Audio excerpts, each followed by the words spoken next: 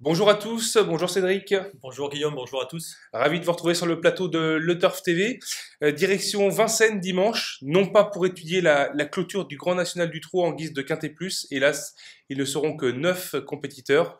Donc la Société du cheval français est obligée de se rabattre sur le prix de Limours, une compétition pour chevaux âgés de 5 ans, n'ayant pas gagné 90 000 euros. Donc Cédric, c'est vrai que c'est pas tout à fait la même, comme on dit, hein. Voilà, on redescend de plusieurs étages. En plus, c'est un lot quand même qui est assez homogène. On peut pas dire vraiment qu'il y ait un cheval qui se détache vraiment des autres, à part peut-être le numéro 9 Hugo de l'Esque. Voilà, mais on va en reparler après. D'accord. Donc 17 partants, 2700 mètres grande piste. Base difficile à trouver avant le coup, hein. T'as mis en tête Hugo Delesque, mais il vient de le montrer. Il reste un petit peu susceptible. L'autre jour, il avait a priori course gagnée lorsqu'il a fait la faute. Exactement, le cheval avait course gagnée, semble-t-il, à 50 mètres du poteau. Il s'est mis au galop. C'est un cheval qui reste compliqué. On l'avait déjà vu quand il s'était imposé à Vincennes cet automne. Le cheval avait perdu beaucoup de terrain au départ. Il était revenu s'imposer, il est capable de s'enlever à n'importe quel moment du parcours. Mais depuis que la famille Götz s'en est rendue acquéreur, issu d'une épreuve à réclamer, le cheval a montré vraiment d'indéniables moyens. Il possède la pointure d'un tel lot. Alors ça va être certainement une question de sagesse le concernant. Il y a 17 partants, il va quand même falloir assurer au départ. Le cheval est capable d'aller devant, mais comme je vous dis, ça va être tout ou rien. D'accord. Cédric, est-ce que tu as détaché un coup de cœur dans ce quintet? Ouais, j'aime bien le 6 Ulysse Duchesne. Confié à Alexandre Et, Riva. ouais, il n'a pas été très heureux on va dire, dans la course de référence, le prix de Barenton, dans lequel plusieurs participants ont couru dans cette course. Ce jour-là, il a un peu rétrogradé à cause des relais, il s'est retrouvé un peu loin, il est revenu finir en retrait. Enfin, en retrait, pas si loin que ça des premiers, mais bon, le cheval a donné quelques regrets à son entourage. Il était déféré des postérieurs, cette fois-ci, il va être déféré des 4, ça va être un petit plus le concernant. Donc j'aime bien ce numéro 6, Ulysse Duchesne. D'accord. Et je crois que en guise de surprise possible, tu as retenu le 3 Uno de Montauran, un pensionnaire de l'habit Denis Brossard qui vient de faire grosse impression par plusieurs fois dans le sud-ouest. Ouais, il vient de battre un bon cheval à Mathieu Abrivard qui s'appelle Ulysse de Joie à Bordeaux-le-Bouscat.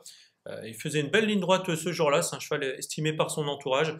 Alors bien sûr, il y a l'interrogation de Vincennes, il va découvrir la grande piste, mais je pense qu'il n'y a pas de raison qu'il ne s'y adapte pas. Bordeaux, c'est aussi une piste avec une montée, il a prouvé à Bordeaux qu'il s'y adaptait. Donc je Piste pense que sélective, hein, Bordeaux. piste Ouais. sélective, a priori, je pense que cheval peut causer une surprise et on a vu Rock de Socio qui venait du sud-ouest qui a causé une grosse surprise dans un quintet cette semaine, donc pourquoi pas ce numéro 3 Uno de Montauran.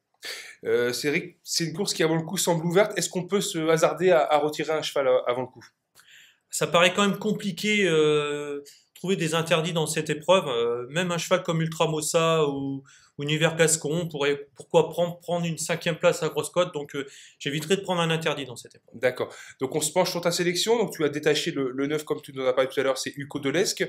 Tu as fait confiance ensuite au 16 Ulysse du Creusil, qui est un peu qui est un peu dans le même cas que Hugo Delesque qui vient de jouer de malchance, c'était à Laval lui. Exactement, lui s'est enlevé à l'entrée de la ligne droite. Il semblait parti pour la gloire ce jour-là. Alors c'est peut-être que partie remise car le cheval est bien engagé. S'il avait gagné ce jour-là là-bas, il n'aurait pas pu courir cette épreuve, il aurait dépassé les gains. Cette fois-ci, on fait appel à Mathieu Abrivard. D'habitude, c'est souvent James Le Bouteiller en Bouteiller province, oui. qui lui est associé. On peut compter sur Mathieu pour en tirer la quintessence. Le D'accord. cheval est quand même a priori meilleur caché, il faut préserver sa pointe de vitesse. Peut-être meilleur aussi piste plate, même s'il avait marché 14 effractions sur la grande piste. D'après son entourage, le cheval est meilleur piste plate. Mais c'est un cheval que j'aime bien et à mon avis, il fait partie des vainqueurs potentiels. D'accord. Ensuite, tu places le numéro 5, c'est Unis Desforges, que j'ai eu la chance de voir gagner dimanche dernier sur l'hipporome de Saint-Malo et qui sera personnellement mon préféré dans cette épreuve. Ouais, Unix Desforges, c'est un bon cheval en début de carrière. On se rappelle, en gain, il avait fait vraiment un truc, alors qu'il était déféré des 4 pieds pour la première fois. Je crois même qu'il avait battu le record de la piste pour un cheval de cet âge. C'était Bon. en 2011, il me semble. Et ensuite, le cheval a connu des problèmes de santé. Alors, il semble revenir en forme. Il vient de faire une rentrée victorieuse. Mais il a battu Urbain de Grèce quand même à la lutte la dernière fois. Urbain de Grèce, on l'a revu courir ce vendredi à Chartres. Il n'a pas tout à fait répété, même s'il a réussi à prendre une place. Donc le loup est quand même plus relevé qu'en dernier lieu. Alors certes, c'était une rentrée la dernière fois. On peut penser que le cheval va progresser sur cette sortie. Et comme Ulysse du Creusil, le cheval est quand même pas trop confirmé sur la grande piste de Vincennes. Donc voilà, c'est un peu ce T'as qui t'as me un petit peu dérange. réticent, concernant, Cédric. voilà. Moi, ce que je peux te dire, c'est que je pense que c'est un cheval qui a un vrai moteur, qui a largement la pointure pour remporter un tel lot. Et je sais que Eric Raffin l'aime beaucoup, il l'estime beaucoup. Donc voilà, moi personnellement, j'en ferai mon préféré. En quatrième position de ton choix, Cédric, tu retiens le 11, c'est Uno Povotier qui va retrouver Jean-Michel Bazir avec lequel il se plaît bien. Bah, l'hiver dernier, ils avaient gagné 2 courses ensemble, alors qu'il était défait des 4 pieds. C'est le même cas de figure que ce dimanche. Alors, le cheval vient de bien courir en province, certainement pour préparer cette épreuve à Vincennes. Je pense pas qu'il ait quand même une très grande marge de manœuvre, à moins qu'il ait beaucoup progressé depuis quelques mois, mais ça fait logiquement partie des choses en vue. D'accord, donc ensuite on en a parlé, tu as classé le 6 Ulysse Duchesne. Tu retiens ensuite Hutte d'Iléa, un pensionnaire de Jacques Bruno. Alors celui-là est vraiment compliqué. La dernière fois, on en parlait dans le prix de Barenton, ce qui est l'épreuve de référence, il venait comme pour prendre la 3e place quand il s'est enlevé à 100 mètres du poteau. Jacques Bruno a un peu de mal à souvent le garder au trot, mais c'est un cheval qui possède d'indéniables moyens. Et s'il reste au trot d'un bout à l'autre du parcours, il peut prendre une place à Bellecote. D'accord. Et tu complètes ton choix avec le 8, Un rêve de fort, et le 3, donc, dont on a parlé tout à l'heure, Uno de Montauran. Un petit mot sur Un rêve de fort? Ouais, un Robe d'Eau-Fort, la dernière fois, il a bien couru dans la course de référence, mais battu à la régulière. Il n'a pas non plus une grande marge, c'est un cheval quand même assez brave, c'est régulier, mais il ne sera pas déféré des postérieurs cette fois-ci, alors qu'il a réalisé ses meilleures performances déférées des postérieurs.